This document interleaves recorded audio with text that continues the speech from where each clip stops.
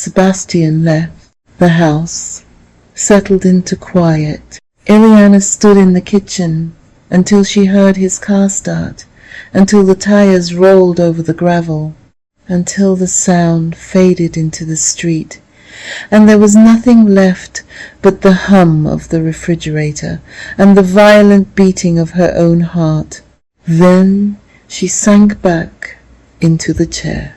Her phone lay face down on the table. She did not want to pick it up again. She did not want to read another story, another warning, another list of symptoms that made her feel both less alone and more afraid. She did not want to spend her days in groups.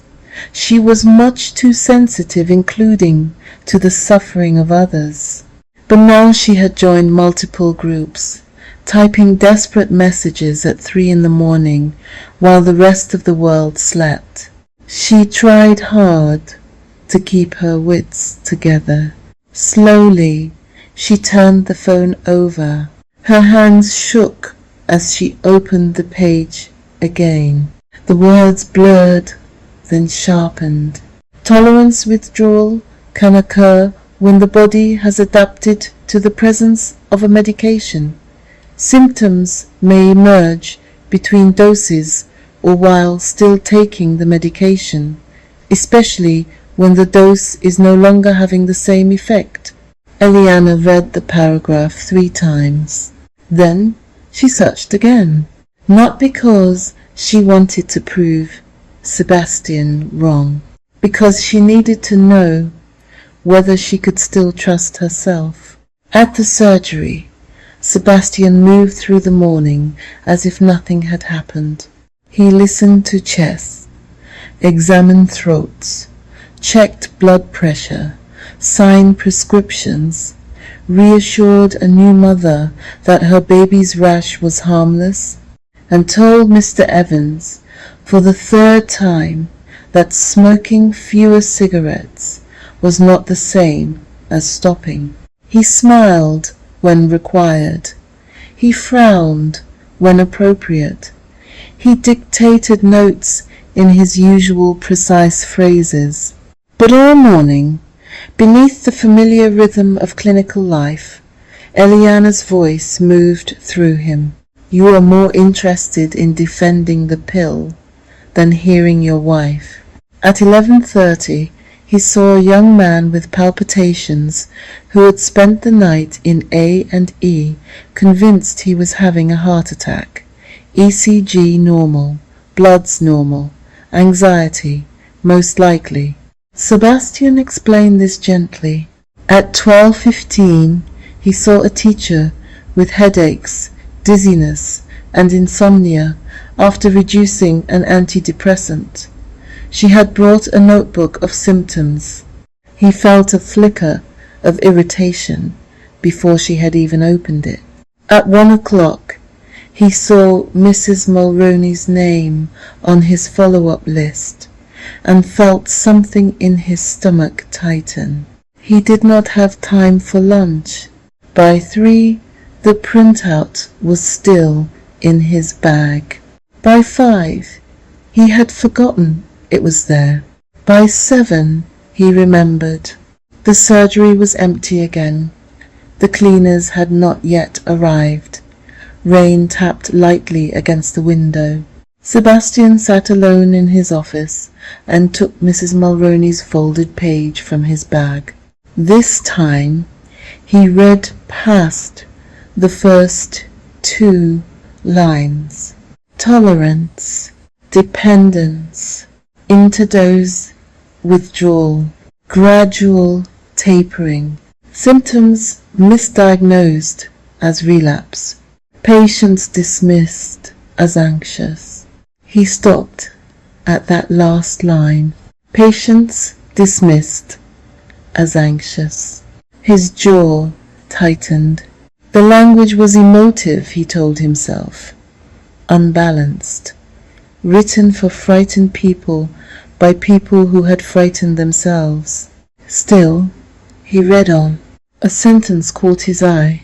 Some patients report new onset panic, agitation, insomnia, sensory sensitivity, gastrointestinal changes, and a sense of unreality after prolonged use or dose reduction.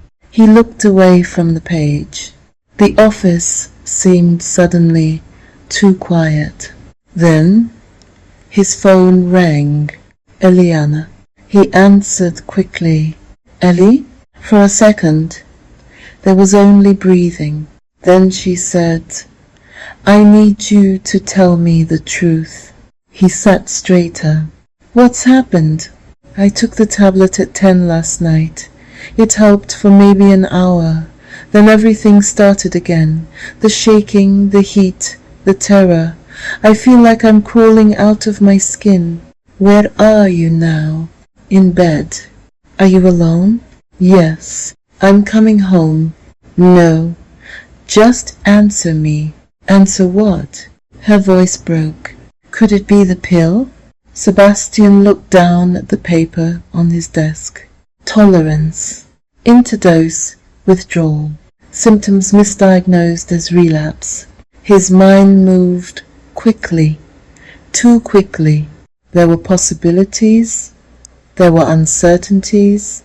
There was risk in confirming a fear. There was risk in denying one. There was clinical judgment. There was marital tenderness. There was his own shame, waiting somewhere at the edge of the room. He closed his eyes. Then he made the first mistake that would cost him more than he understood. No, he said, not like this. There was silence. Then Eliana whispered, You didn't even pause. Ellie, you didn't even think about it. I have thought about it. No, you thought about what it would mean if I was right. The line went dead. Sebastian remained still, the phone pressed to his ear. Outside, the rain grew heavier. On the desk before him, Mrs. Mulrooney's printout lay open beneath the yellow light. For the first time, Sebastian did not fold it away, but he did not believe it either. By the time Sebastian came home that night, Eliana had stopped crying. That frightened him more than tears would have done. She was sitting on the edge of their bed in the dark, her hands resting in her lap, her back straight, her face turned towards the window. Outside, rain ran in silver lines down the glass. The room smelled faintly of a pleasant pillow spray, and the untouched dinner he had carried up on a tray 2 hours earlier. He stood in the doorway for a moment, watching her. Ellie? She did not turn. I'm sorry, he said. That made her move. Not much. Only a small tilt of the head. For what? The question was simple, but Sebastian heard the trap inside it. Or perhaps it was not a trap. Perhaps it was an opening. He could not tell any more. For upsetting you. She gave a tired laugh. Not for dismissing me? He stepped into the room. I wasn't dismissing you. You said no. I said I didn't think it was the medication in the way you meant. You said no. He sat beside her, leaving a careful space between them. I have been thinking about it. She looked at him then. Her face, in the half-light, seemed older than it had a week ago. And I think the tablet may be part of the problem. Something flickered in her eyes. Hope, perhaps, or relief, or simply the brief, painful shock of being believed after bracing herself for another argument. You do? I think it may no longer be helping you, he said. The flicker faded. That isn't the same thing. It's something. It's not what I asked you. Sebastian rubbed his hands over his face. He was exhausted, the kind of exhausted that made tenderness difficult and certainty tempting. I don't want you on it anymore. Eliana went still. What? I think we should stop it. She stared at him. Just stop? No, not suddenly. Then how? We reduce it. How slowly? He hesitated. She noticed. Sebastian. He stood and walked to his side of the bed, where the packet lay in the drawer of his bedside table. He took it out, pressed one tablet through the foil, and held it in his palm. Such a small thing, almost absurdly small, considering the size of the fear it had brought into their home. You're on a low dose, he said. We can cut it in half for a while, then quarters, then perhaps alternate nights before stopping. Eliana's mouth parted slightly. I read that stopping quickly and alternating can be bad. He closed the drawer frustratedly, noisily, harder than he meant to. You have to stop reading. I read that going too fast can make people worse. You are already worse. That doesn't mean we should make it worse. He turned towards her. Eliana, listen to me. The drug has a short half-life. This means it will leave your system quickly. Once it is out, your body will settle. You'll see. How do you know? Because that is how pharmacology works. But what about adaptation? What about the nervous system needing time? He looked at her with weary frustration. He struggled to maintain composure and then thundered. These online groups use language that sounds scientific, but they know nothing. They exaggerate. They have anxiety and depression. Nothing else is wrong with them. So your patient with the printout was exaggerating too? This is not about Mrs. Mulrooney. It is exactly about her. No, he said firmly.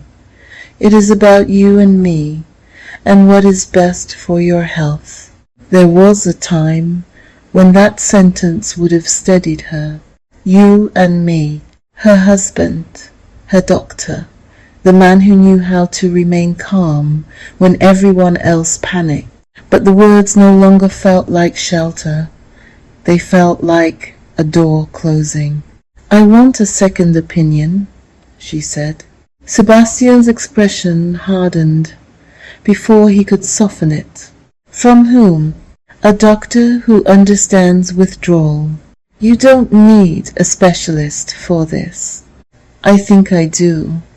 You are vulnerable right now. If you go looking for someone who confirms this fear, you will find them. If I go looking for someone who listens, I might find them too. He flinched. The rain grew louder against the window. Somewhere in the house, the central heating clicked on, making the pipes creak. Sebastian sat down again.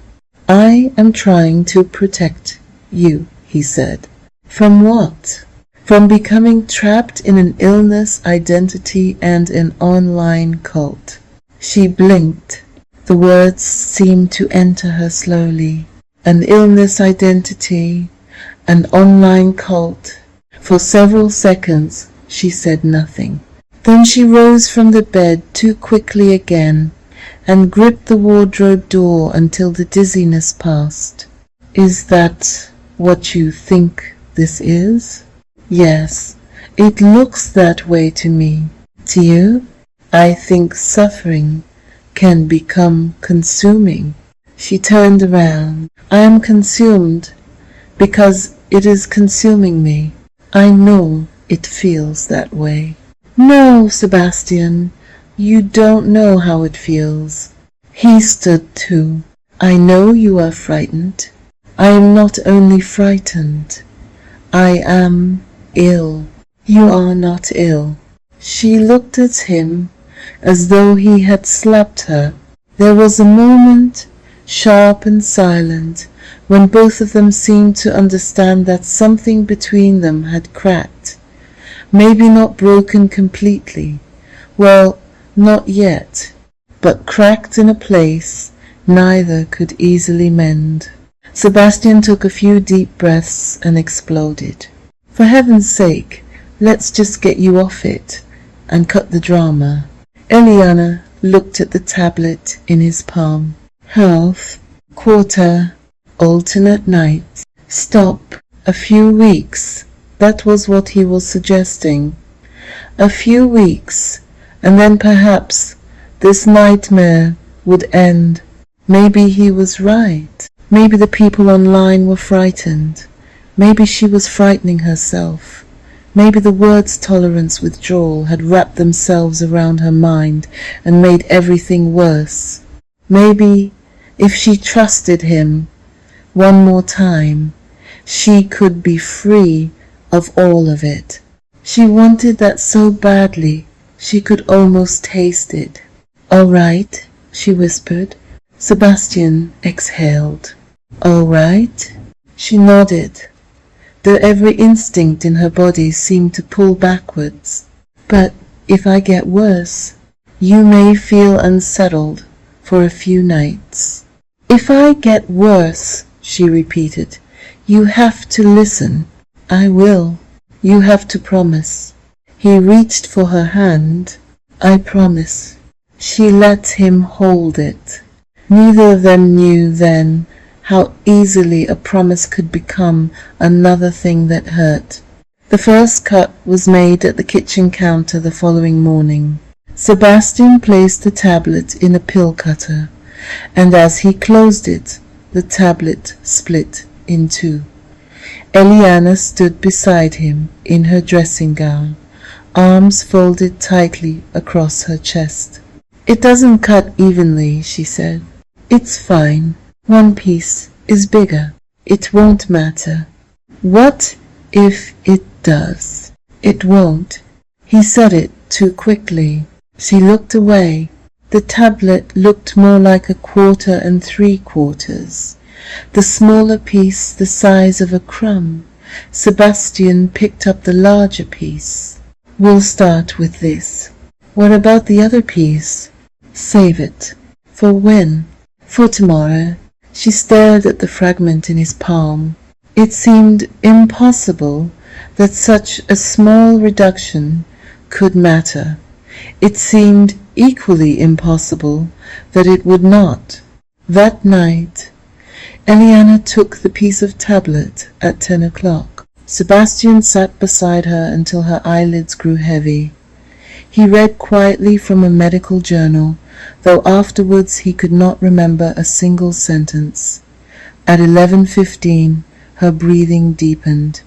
At 11:40, she slept. He remained awake longer than usual, listening. At 2:30, she sat bolt upright with a cry. Sebastian woke instantly. "What is it?" "My heart." He reached for the lamp. "Don't turn it on." He froze. "The light hurts." He switched on the smaller bedside lamp instead, shielding it with his hand. Eliana was clutching the front of her night dress.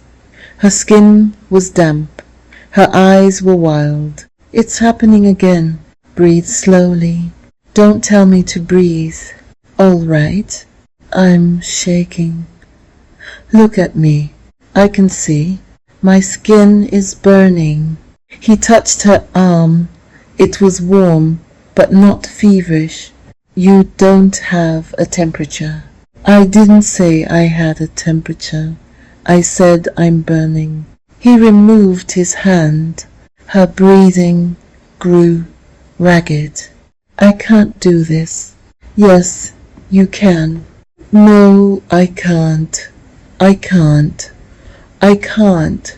He took the pulse oximeter from the drawer. "No," she said. "I just want to check." "No, I don't want that thing. I don't want you proving I'm fine. while I feel like I'm dying. His hands still. She pressed both palms against her face. I need the other half. Sebastian's body tightened. No, please. No, Ellie. We're reducing. Then reduce tomorrow. Not tonight. Please. Please. I can't bear this. You're having rebound symptoms. Rebound. Withdrawal. Tolerance. Call it whatever you want. I need it to stop. If you take more every time you feel this, we'll never get you off. She looked at him then, and he saw something that frightened him more than panic. Betrayal. You think I'm drug-seeking? No, you do. I think you are desperate.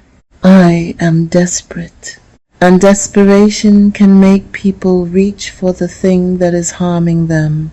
The sentence sounded reasonable, clinically sound, even compassionate, in a hard sort of way. But in the bedroom, in the dark, with her body roaring and her husband not listening about slow, responsible tapers, it felt cruel. Eliana turned away from him and curled on her side. She was upset that he was not tapering her off the drug safely, but he would not listen. She felt helpless. Don't touch me, she said. Sebastian sat beside her until dawn. The second night was worse. The third was worse again. By the end of the first week, Eliana had stopped asking whether it could be the medication. She knew, and she no longer had the strength for the argument. Her world had narrowed to surviving. The days were bad, but night became the enemy. At 7 in the evening, dread began gathering in her stomach. By 9, her muscles trembled. By 10, when she took the reduced dose, she was already extremely symptomatic. Sometimes she slept for an hour. Sometimes not at all. Sometimes she drifted into a half-dream or a twilight sort of nightmare zone and woke with a violent jerk. Certain she had stopped breathing, she would stay awake for the rest of the night. The symptoms multiplied. There was the inner shaking, invisible but relentless, as if a motor had been switched on somewhere deep inside her body. There was the burning skin moving from her arms to her chest to the back of her neck.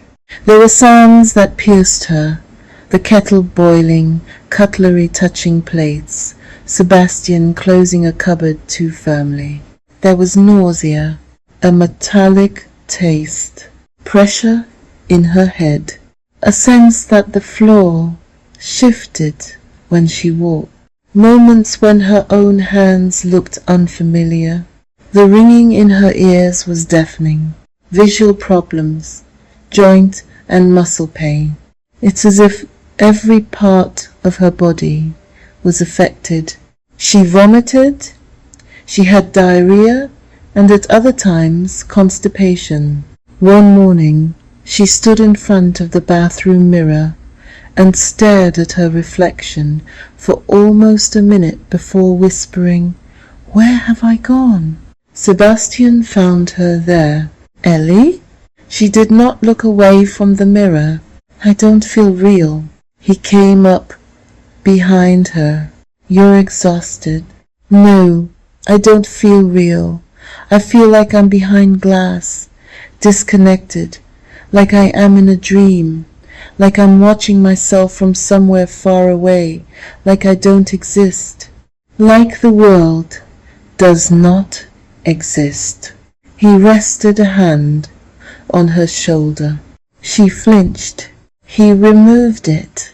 Depersonalization and derealization can happen with severe anxiety. She laughed once, a small, broken sound. Of course they can. I'm not dismissing it.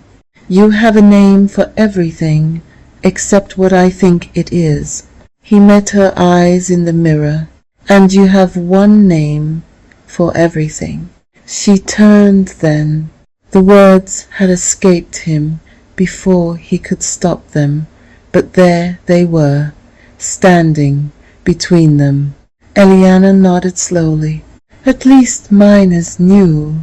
He looked confused. What? Yours is the same one you've used from the beginning. She walked past him into the bedroom. Anxiety, grief, sleep deprivation, panic. The words became walls. Each time she tried to describe a symptom, Sebastian placed one of them between her and her own experience. And yet, to anyone watching from outside, he appeared devoted. He cooked. He cancelled dinner invitations. He called from the surgery. He sat up at night. He checked her pulse, her blood pressure, her oxygen, her temperature. He drove her to an urgent GP colleague when she insisted something was terribly wrong. He arranged blood tests, which came back normal. He reassured her again and again. But reassurance, when it denied the thing she most needed recognized, became another kind of loneliness. At the end of the second week, Sebastian cut the halves into quarters. Eliana watched him do it with a coldness in her chest. I'm not comfortable with this. You said that last week, because I think we are doing it wrong. You must listen to me. Why? I am the doctor. I agreed. Because you said I would be fine. You will be fine. I'm not fine. You are in the middle of it. The middle of what? He did not answer. She leaned forward. The middle of what, Sebastian? He pressed the pill cutter. It splintered badly, one piece turning to powder beneath the blade. Damn it, he muttered. Eliana stared at the powder. That was my dose.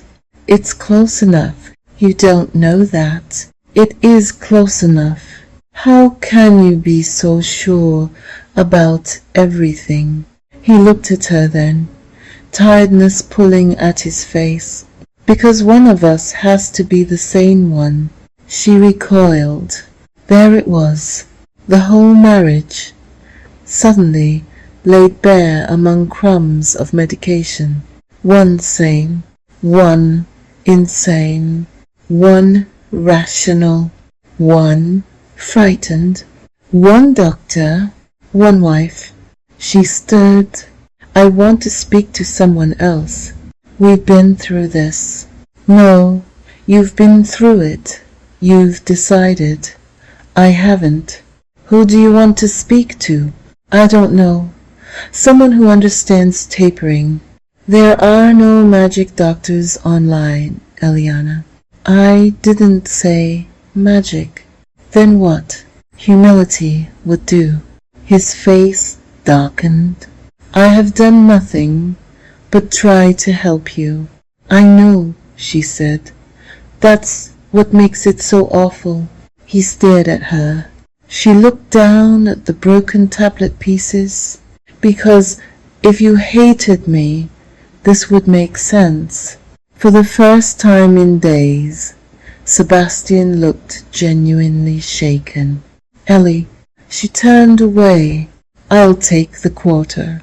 That night, after the quarter dose, not 1 minute. By dawn, she was sitting on the bathroom floor with a towel around her shoulders, shaking so violently her teeth chattered. She had vomited twice. Her hair clung to her damp face. Every sound felt amplified. The birds outside were unbearable. The light under the door was unbearable. Being inside her own body was unbearable. Sebastian knelt in front of her. "We need help," he said. For one wild, hopeful second, she thought he meant help with coping.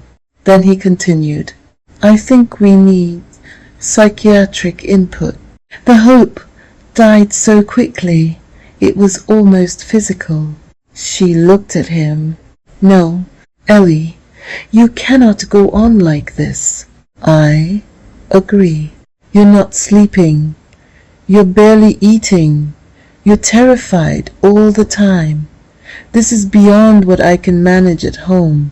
Then help me taper properly." "We are tapering." "No. We are cutting bits of a tablet with a pill cutter unevenly, while you tell me my body is lying. That is not fair." "None of this is fair." Her voice echoed slightly against the bathroom tiles. Sebastian sat back on his heels. "I am worried you are developing a severe anxiety disorder. I am worried you are killing me with your pride." The sentence seemed to stop the room. Even Eliana looked shocked by it. Sebastian stood slowly. "I won't respond to that." "Of course you won't. I'm going to make some calls." "Don't." "I have to." "No, Sebastian. Listen to me, please." She reached for his hand. He looked down at her, and for a moment the hardness left his face. He saw his wife on the bathroom floor, hollow-eyed, trembling, terrified. He saw the woman who had danced barefoot in the kitchen, the woman who used to leave notes in his coat pockets, the woman who had once painted their front door yellow because she said every home needed one brave color. He told himself that in his own way he loved her. The love was there. It had never left. But love, without listening, had begun to fail them both. "I can't watch you suffer like this," he said. "Then don't just watch. Believe me." He closed his eyes. When he opened them, the always right doctor had returned. "I'm going to help you," he said. Eliana let go of his hand. By the 3.5 week, the tablets were gone. Sebastian had followed the plan with the grim determination of a man walking through a storm, because turning back would mean admitting he had led them into it. Half, quarter, alternate nights. Stop, he told himself. She would settle once the drug was out of her system. She would relax and stop panicking. He told himself many things. Eliana told herself only one. Survive.